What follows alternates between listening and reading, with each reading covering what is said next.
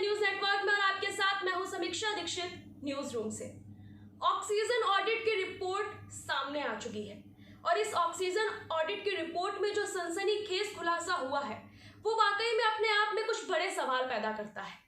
आपको बता दें, जिस समय ऑक्सीजन की किल्लत पूरे देश में मची हुई थी उस समय दिल्ली ने केंद्र सरकार के सामने एक मांग रखी थी कि दिल्ली को 1200 मैट्रिक टन ऑक्सीजन की जरूरत है।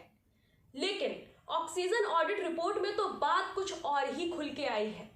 ऑक्सीजन ऑडिट की रिपोर्ट की अगर देखी जाए तो उसमें दिल्ली को सिर्फ 300 मैट्रिक टन ऑक्सीजन की जरूरत थी।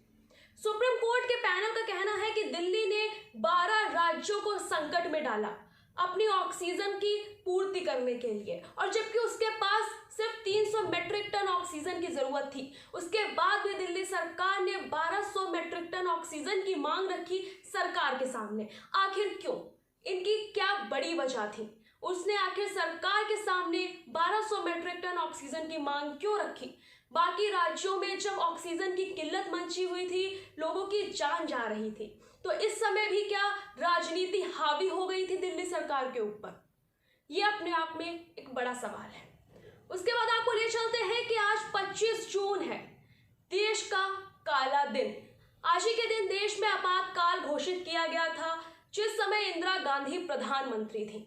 25 जून 1975 आज ही के दिन काला दिन के रूप में मनाया जाता है। 46 सालों से ये दिन काले दिवस के रूप में मनाया जा रहा है। आप हमारी रिपोर्ट देखिए।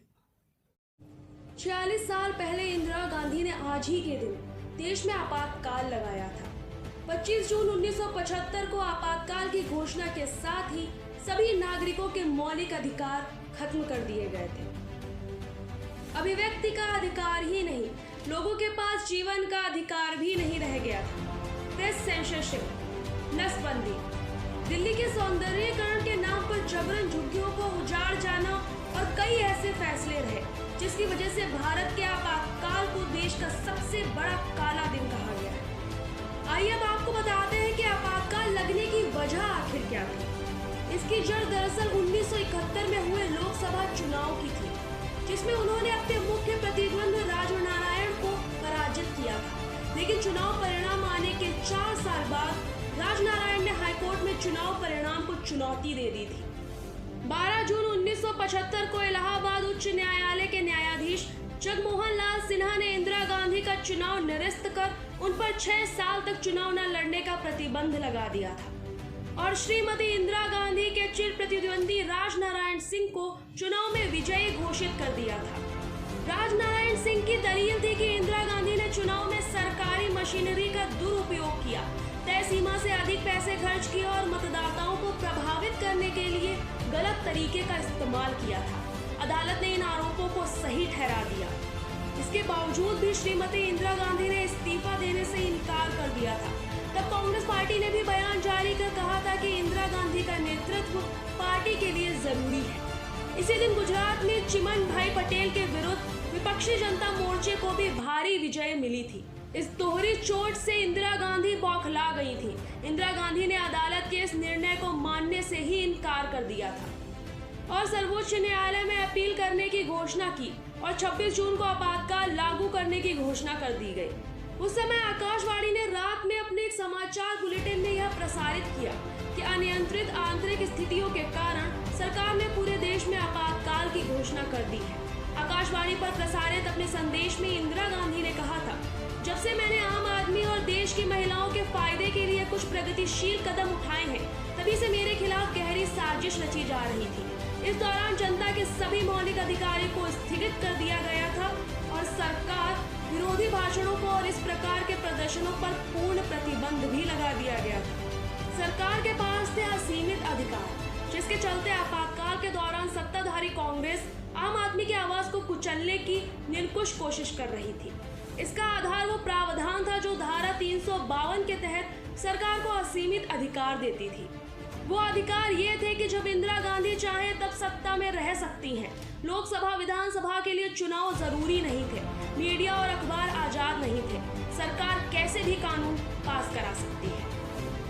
मीसा और DIR के तहत देश में 1 लाख से ज्यादा लोगों को जेलों में ठूंस दिया गया। आपातकाल के खिलाफ आंदोलन के नायक जयप्रकाश नारायण की किडनी भी कैद के दौरान खराब हो गई थी। इस काले दौर में जेल यातनाओं की दहला देने वाली कहानियां भरी पड़ी हैं। देश के जितने भी बड़े नेता थे सभी के सभी सलाखों के पीछे डाल दिए गए थे। एक तरह से जेलें राजनीतिक पाठशाला बन गई थी। एक तरफ देश में सरकार के खिलाफ बोलने वालों पर जुल्म हो रहा था, तो वहीं दूसरी तरफ संजय गांधी ने देश को आगे बढ़ाने के नाम पर 5 सूत्रीय योजनाएं शुरू की थी, जिसमें परिवार नियोजन, दहेज प्रथा का खात्मा, व्यावसायिक शिक्षा, पेड़ लगाना, जाति प्रथा उन्मूलन का काम करना शुरू कर दिया गया था।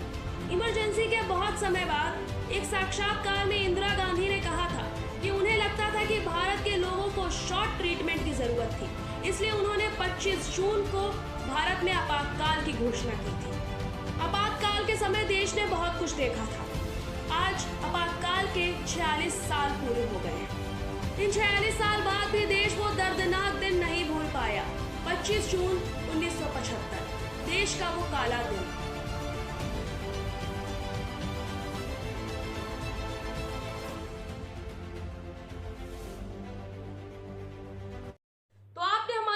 देखी, आपको समझ में आया होगा कि आपातकाल क्यों लगाया गया था और किस लिए लगाया गया था और इनकी बड़ी वजह क्या थी। मेरे साथ फिलहाल इतना ही। बाकी खबरों के लिए आप देखते रहिए न्यूज़ नेटवर्क।